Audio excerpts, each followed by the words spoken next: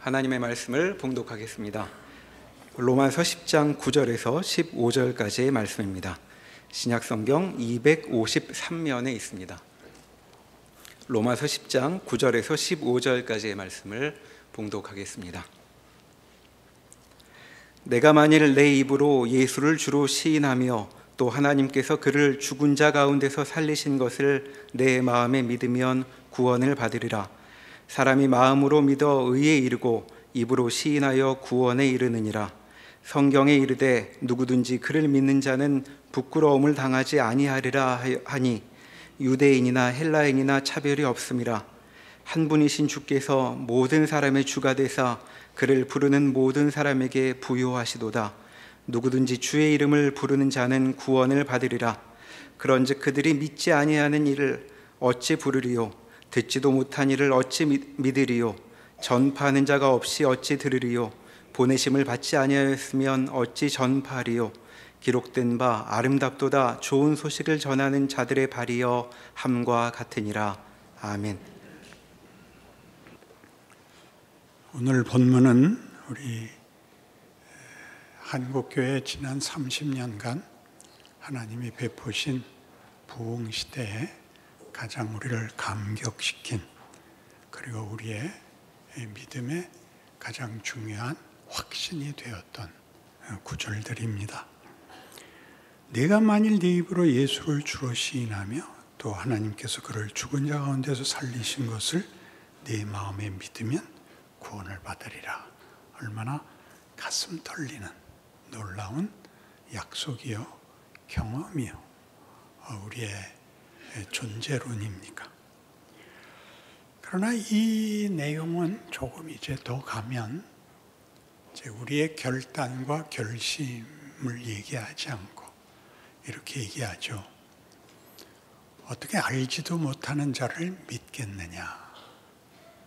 그러면 예수를 누가 증거해줘야, 소개하는 사람이 있어야 알게 될 것 아니냐?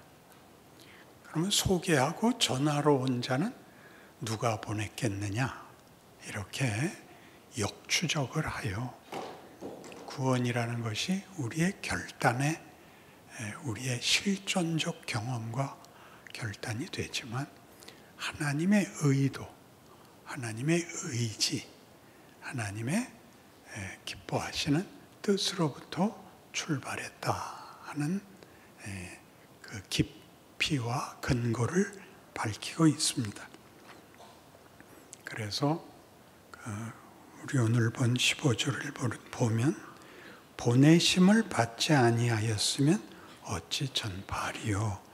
기록된 바 아름답도다 좋은 소식을 전하는 자들의 발이요 함과 같음이니라 하는 구절에서 우리가 전도의 영광, 선교의 기쁨 같은 것들을 책임과 명예로 알게 되었습니다. 그런데 이 놀라운 우리의 경험과 하나님의 일하심의 의지와 달리 그 다음 구절에 가면 시작이 그러나로 시작하므로 앞에 있었던 이 놀라운 우리의 경험과 내용들을 뒤집습니다. 그러나 그들이 다 복음을 순종하지 아니하였도다. 이사야가 이르되 주여 우리가 전한 것을 누가 믿었나이까? 이사야 53장이죠. 우리의 전한 것을 누가 믿었느냐? 여호와의 팔이 네게 나타났느냐? 수사학적 부족문이죠. 이스라엘은 믿지 않았습니다. 그래 놓고는 다시 그러므로 믿음은 들음에서 나며 들음은 그리스도의 말씀으로 말미암았느니라 라는 긍정적인, 하나님이 이 복음을, 구원을 그 아들을 보내서까지 그런 진정성과 권능으로 이루셨다라는 말이 조금 전에 얘기한 어떤 놀라운 반전을 다시 반전시키고 다시 또 18절에 또 그러나 내가 말하노니 그들이 듣지 아니하였느냐? 그렇지 아니하다. 그 소리가 온 땅에 퍼졌고 그 말씀이 땅 끝까지 이르렀도다. 우리의 전한 것을 누가 믿었느냐? 여호와의 팔이 네게 나타났느냐? 아무도 반응하지 않았다. 소리를 안 질러서 그 소리가 작아서 못 들은 거 아니다 라고 하는 18절의 인용은 시편 19편입니다. 하늘과 땅이 아버지의 하나님의 영광을 온 땅에 선포한다 하는 시죠.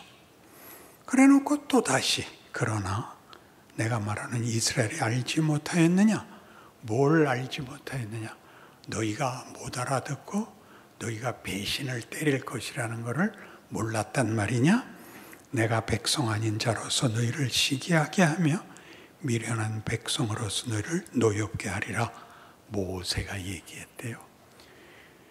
열왕기에 와서 마지막 바벨론 포로가 될 때쯤에 실패한 게 아니고 그 전에 이미 신명기 32장에서 이스라엘이 실패할 것을, 하나님을 배신할 것을, 그래서 그에게 벌을 받을 것을 이미 예언하였다고 합니다. 오히려 한 걸음 더 나가서 20절은 이사야는 심지어 내가 나를 찾지 아니한 자들에게 찾은 바 되고 내게 묻지 아니한 자들에게 나타났노라 라고 얘기함으로써 하나님이 마치 이스라엘을 버리고 이방을 택한 것 같이 그때 이미 이사야 선지자가 예언을 했다 라고 얘기합니다. 하나님이 이스라엘을 버리고 이스라엘의 불순종을 벌하고 이방을 찾아왔다 하는 것은 버렸다는 뜻은 아니라는 것이 19절에서 그러나 내가 말하노니 이스라엘이 알지 못하였느냐? 먼저 모세가 이르되 내가 백성 아닌 자로서 너희를 시기하게 하며 미련한 백성으로서 너희를 노엽게 하리라 함으로써 이스라엘을 외면하고 이방을 찾아가는 것은 이스라엘을 질투하게 하려는 것이라. 그러니까 이스라엘의 불순종으로 그들을 바벨론에 팔고 얼굴을 돌려 이방에게 구원을 주고 하는 이 일련의 행동들은 말하자면 온 세상을 구원하려는 하나님의 원래 뜻을 이루시는 것이기도 하지만 이스라엘을 질투나게 하는, 이스라엘에 대한 하나님의 원래의 약속과 진심이 더 두드리는 일이다. 그것이 21절에 이스라엘에 대하여 이르되 순종하지 아니하고 거슬러 말하는 백성에게 내가 종일 내 손을 벌렸노라. 그러니까 이스라엘을 택하고 이스라엘이 불순종을 해서 벌을 받아 쫓겨나고 그들을 꾸짖고 놀래키기 위하여 이방으로 은혜를 바꾸시니가 그 모든 일이 이 불순종한 이스라엘을 되돌리기 위한 그들의 불순종에 대한 벌 정도가 아니라 더 가자는 하나님의 간절한 행위였다. 이렇게 말하는 것이죠. 그러니 신약 시대를 사는 우리 쪽에서는 어떻게 이 문제가 늘 오용되곤 했느냐 하면 유대인들은 예수를 몰라보고 십자가에 죽였어. 그러나 우리는 예수를 믿었어. 이렇게 되는 바람에 기독교 2000년 역사 동안 기독교는 유대인을 멸시하고 정죄하고 비난하는 것으로 우리의 믿음을, 우리의 선택을 자랑하곤 했습니다.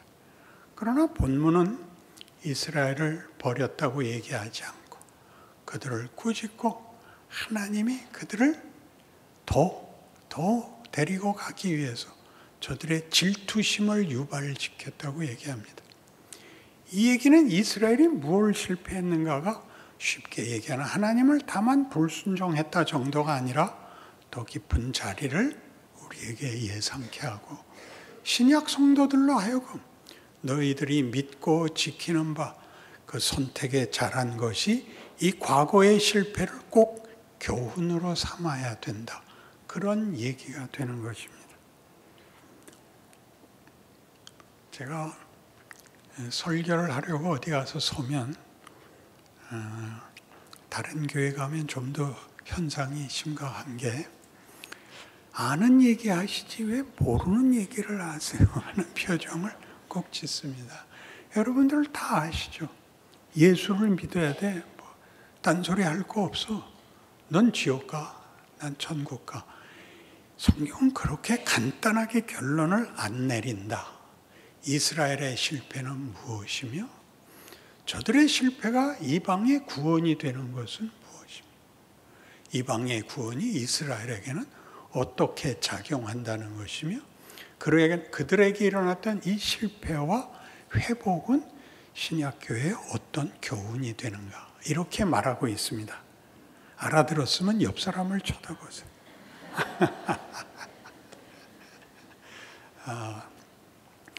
우리가 은혜를 받으면 실존적 신앙관에서 출발한다 이런 말을 했죠. 하나님이 자신을 우리에게 알게 하십니다. 내가 누군지를 알게 하고 우리의 운명을 하나님이 붙잡고 계시고 그가 나를 사랑하시며 나의 믿음을 영원히 지키신다를 우리가 알게 됩니다. 그런데 그게 전부가 아니라는 것을 성경을 보고 이스라엘은 왜 이랬어? 이 긴 역사 동안 하나님이 큰 일을 하셨는데 왜 저들은 멸망했어? 라는 성경을 읽게 되는 것입니다. 그리고 신약시대에 예수까지 오셨다 하는 것으로 우리는 이스라엘 역사가 실패로 끝나고 그래서 그것을 더 가게 하려고 예수가 오셨다. 이렇게 믿는 바람에 구약 성경은 우리에게 별 가치가 없는 도덕적 판단에 불과하게 되어 있는데 예수의 오심이나 이방에 준 구원은 이스라엘을 시기하게 하고 노하게 하려고 자극시키려고 했다라는 것은 우리를 놀래키고 있습니다. 하나님이 이스라엘에 대해서는 무엇을 화를 내셨느냐? 나중에 집에 가셔서 이사야 66장 1절에서 4절까지를 보시면 하나님이 이렇게 꾸짖습니다. 야, 너희들이 성전을 지은 게 무슨 자랑이냐? 내가 하나님인데 내가 거할 것이 없단 말이냐? 온 우주가 다 내 집 아니냐? 너희가 나한테 뭘 정성을 바친다고 소도 잡고 양도 잡고 그러는데 너희들이 이런 정성을 주 앞에 바쳤으니 내게 복을 주십시오. 이렇게 나를 구스르고 있냐? 야, 내가 너희에게 목적을 가지고 있고 내가 너희를 만들어서 내용과 운명을 가지고 있는데 너희는 그건 한 번도 안 묻고 아양돌로 오고 너희 필요한 거 얻으려고 나에게 와서 아첨던 것 이상 한 게 뭐 있냐? 언제 우리가 그랬어요? 너희가 우상을 왜 만들었나를 봐라. 거꾸로 우리는 이렇게 묻죠. 왜 이스라엘 백성 우상을 만들었을까? 하나님이 계신데. 하나님이 거꾸로 얘기하는 거예요. 우상은 왜 만들었냐? 너희가 원하는 걸 내가 안 해줘서 너희가 만들지 않았냐? 내가 왜 안 만들어, 너희의 소원을 안 들어줬냐? 너희는 내 뜻과 다른 걸 자꾸 해달래잖냐? 형통하게 해주세요. 병 안 걸리게 해주세요. 뭘 더 바라겠어요? 우리 자식들 편안히 크게 해주세요. 그리고 건강하게 살다가 어느 날 갑자기 확 죽게 해주세요. 그 눈을 깨면 천국이게 해주세요. 야, 이 나쁜 놈들아, 넌 날 뭘로 아느냐? 난 너희 아버지야. 너희는 내 백성이야. 내가 어찌 너희를 그냥 얼렁뚱땅 해갖고 죽으면 천국 가는 걸로 너희 인생을, 너희의 실존을, 너희의 정체성을 아무것도 아닌 것으로 때우잔 말이냐? 날 뭘로 아느냐? 하다못해 세상을 봐라. 야, 짐승들이라도 그렇게 살지 않는다. 애써서 살고 자기 새끼 지키고 더 이상의 욕심은 내지 않는다. 너희는 짐승만도 못하냐? 생각 없이 해달라고 하나님께 비는 게 말이 되냐? 이렇게 된 겁니다. 그러니 이스라엘에 대하여 내가 너희에게 왜 이러는지 한번 생각해봐라. 너희는 나한테 할 거 다 했다 그런다. 우리가 성전 짓고 제사 지내고 율법 지키고 있지 않습니까? 그런데 하나님이 그것이 전부가 아니란다. 더 가야 하는 내용이 있는데 너희는 너희가 원하는 우상, 너희가 원하는 우상이란 너희 소원을 들어주는 신을 만들므로써 내가 뭘 하려고 그러는지에 대해서는 전혀 반응이 없다. 순종하지 않았다 합니다. 우리는 다 순종한다는 거죠.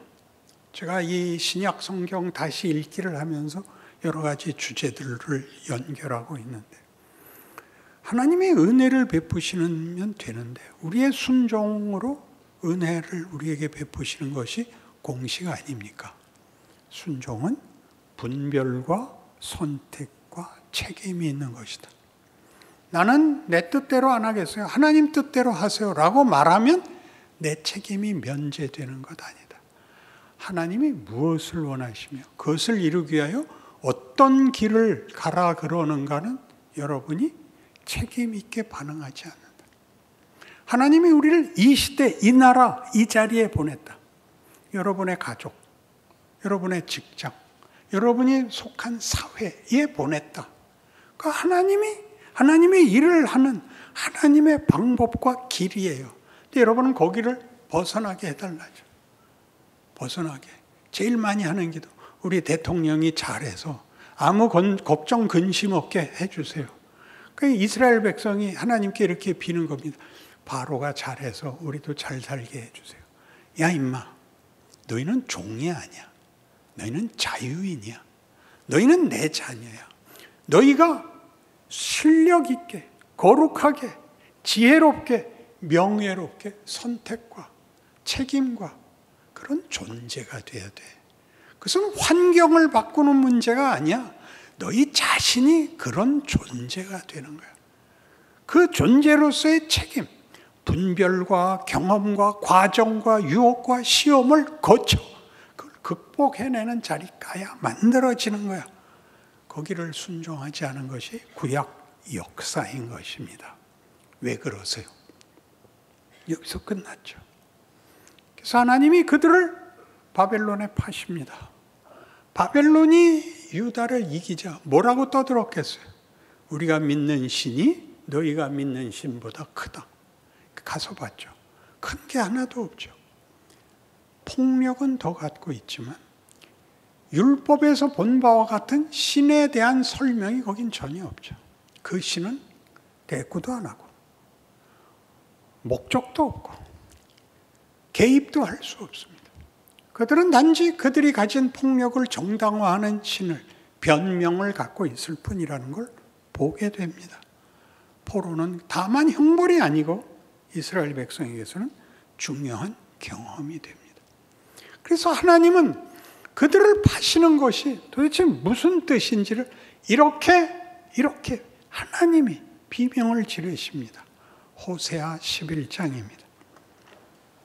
호세아 11장 여기 화면에 내놓을 테니까 호세아 11장 1절부터 7절까지 함께 읽어나가겠습니다. 이스라엘이 어렸을 때 내가 사랑하여 내 아들을 애굽에서 불러냈거늘 선지자들이 그들을 부를수록 그들은 점점 멀리하고 바알들에게 제사하며 아로새긴 우상 앞에서 분향하였느니라. 그러나 내가 에브라임에게 걸음을 가르치고 내 팔로 안았음에도 내가 그들을 고치는 줄을 그들은 알지 못하였도다. 내가 사람의 줄, 곧 사랑의 줄로 그들을 이끌었고 그들에게 대하여 그 목에서 멍에를 벗기는 자같이 되었으며 그들 앞에 먹을 것을 두었노라. 여기 한번 끊겠습니다. 하나님은 우리를 자유인으로 부르십니다. 책임지는 존재, 하나님의 자녀의 신분. 부모와 자식의 관계는 계급도 서열도 아닙니다. 거기에는 명령과 복종이 있는 것이 아니라 부모와 자식이라는 동등한 신분과 관계를 가집니다. 하나님이 우리에게 부모가 되시며 우리를 자녀로 기르시겠다는 겁니다. 이게 출애굽입니다. 여러분이 신약에서는 예수를 믿는 고백입니다. 그 5절부터 7절까지 또 같이 봅시다. 그들은 애굽 땅으로 되돌아가지 못하겠거늘 내게 돌아오기를 싫어하니 아수르 사람이 그 임금이 될 것이라. 칼이 그들의 성읍들을 치며 빗장을 깨뜨려 없이 하리니 이는 그들의 계책으로 말미암음이니라. 내 백성이 끝끝내 내게서 물러가나니 비록 그들을 불러 위에 계신 이에게로 돌아오라 할지라도 일어나는 자가 하나도 없도다. 출애굽 얘기를 왜 하죠? 너희는 종 아래, 권력 아래, 명령 아래 있는 존재가 아니야. 너희는 내 자녀야. 자녀는 부모를 잇는 거야. 부모의 복사판이 되는 거야. 이렇게 얘기하는 것이 기독교입니다. 그러나 우리는 내가 모든 것을 정하고 내 행복, 내 필요에 대해서 하나님께 힘을 빌려와 해결책을 삼고 보상을 삼는 데 불과하지 하나님이 우리에게 무엇을 요구하며 그것을 만들기 위하여 어떤 과정과 경험을 갖게 하며 어떤 결론에 이르게 하시고자 하는지에 대해서 관심이 없습니다. 그래서 여러분 생각해 보시면 예수를 믿고 나면 오늘 죽어도 천국에 간다는 확신은 매일 확인하는데 죽질 않는다 말입니다. 최고의 문제가. 그리고 죽지 않는 동안은 하나님이 내 기도에 하나도 응답을 안 하시는 겁니다. 그래서 죽음을 기다리는.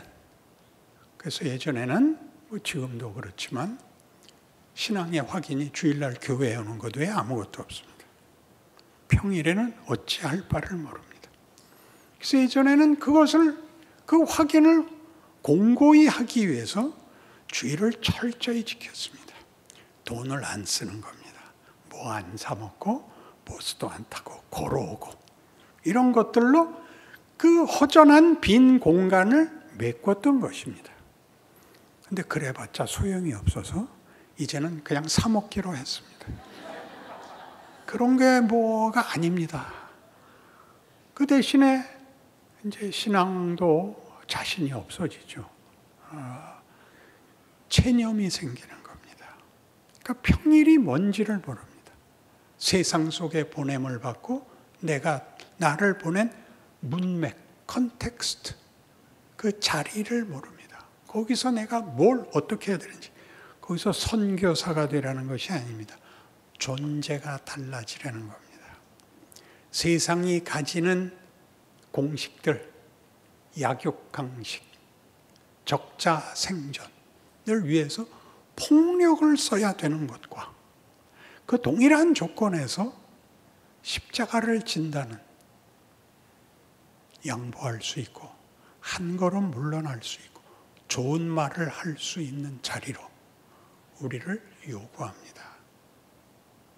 저들은 죽으면 그만인 인생이고 우리는 천국의 부름을 받았고 주의 이름으로 사는 자로서의 존재론이 어떻게 일상에서 사소한 곳에서 역할을 하는지 예수 믿어 이런 말 아니고 내가 용서할게 이렇게 너무 과장되게 하지 마시고 말을 길게 해야 되고 두 번 얘기해야 되는 것이 싫어서 너 예수 믿으면 그 모든 게 해결돼 이렇게 윽박지르지 마시고 하루만큼씩 하라 말입니다. 한 번만 딱 한 번만 성경에선 70번씩 7번 그러니까 평생에 걸쳐서 490번만 하세요. 그렇게 하나씩 달라지십시오. 그걸 요구하고 있습니다. 그래서 하나님은 이 모든 요구를 포기하지 않았기 때문에 지금 우리가 읽은 그 다음 구절에 8절부터 끝까지 좀 진지하게 이 말이 왜 나와야 되는지 읽어봅시다. 에브라임이여 내가 어찌 너를 놓겠느냐 이스라엘이여 내가 어찌 너를 버리겠느냐 내가 어찌 너를 아드마같이 놓겠느냐 어찌 너를 스보임같이 두겠느냐 내 마음이 내 속에서 돌이켜 나의 긍휼이 온전히 불붙듯 하도다 내가 나의 맹렬한 진노를 나타내지 아니하며 내가 다시는 에브라임을 멸하지 아니하리니 이는 내가 하나님이요 사람이 아님이라. 네 가운데 있는 거룩한 이니 진노함으로 네게 임하지 아니하리라. 그들은 사자처럼 소리를 내시는 여호와를 따를 것이라. 여호와께서 소리를 내시면 자손들이 서쪽에서부터 떨며 오되 그들은 애굽에서 새같이 앗수르에서 비둘기같이 떨며 오리니 내가 그들을 그들의 집에 머물게 하리라. 나 여호와의 말이니라. 하나님의 고집과 의지를 보십니까? 왜 이런 형편, 이런 어려움 속에서 살게 하시는가? 쉽게 타협해 버릴 거면 내가 내 아들까지 보내야 했단 말이냐? 그렇게 묻는 것입니다. 하나님의 의지와 하나님의 높으신 뜻과 함께 우리의 정체와 운명과 신분과 우리가 겪는 인생에 대해서 하나님이 그게 얼마나 큰 건지 아느냐? 이렇게 얘기하는 것이 현실인 것입니다. 그러나 우리는 평일에는 하나님이 없습니다. 우리는 마치 우리가 제대로 하지 못해서 복을 받지 못하는 줄로 생각합니다. 그래서 모두의 얼굴이 이 얼굴이 된 것입니다. 웃을 수 없죠. 실력이 안 되니까 시험 한번 잘 봤다고 해서 웃을 수 없는 인생인 것 우리가 압니다. 더 나가야 됩니다. 그것은 명령이 아니며 그것은 강요가 아니며 그것은 우리라는 존재와 운명에 대한 하나님의 약속입니다. 너희는 내 이름으로 부름을 받고 있다. 그러니 너희 인생에 대해서 겁내지 마라. 이사야 43장입니다. 다시 한번 화면으로 보시고 따라 읽어보십시다. 1절에서 7절까지입니다. 야곱아, 너를 창조하신 여호와께서 지금 말씀하시느니라. 이스라엘아, 너를 지으시니가 말씀하시느니라. 너는 두려워하지 말라. 내가 너를 구속하였고 내가 너를 지명하여 불렀나니 너는 내 것이라. 네가 물 가운데로 지날 때 내가 너와 함께 할 것이라. 강을 건널 때 물이 너를 침몰하지 못할 것이며 네가 불 가운데로 지날 때 타지도 아니할 것이요 불꽃이 너를 사르지도 못하리니 대저 나는 여호와 네 하나님이요 이스라엘의 거룩한 이요 네 구원자임이라. 내가 애굽을 너의 속량물로 구스와 스바를 너를 대신하여 주었노라. 내가 내 눈에 보배롭고 존귀하며 내가 너를 사랑하였은즉 내가 네 대신 사람들을 내어주며 백성들이 네 생명을 대신하리니 두려워하지 말라. 내가 너와 함께하여 네 자손을 동쪽에서부터 오게 하며 서쪽에서부터 너를 모을 것이며 내가 북쪽에게 이르기를 내놓으라. 남쪽에게 이르기를 가두어 두지 말라. 내 아들들을 먼 곳에서 이끌며 내 딸들을 땅 끝에서 오게 하며 내 이름으로 불려지는 모든 자 곧 내가 내 영광을 위하여 창조한 자를 오게 하라. 그를 내가 지었고 그를 내가 만들었느니라. 여러분입니다.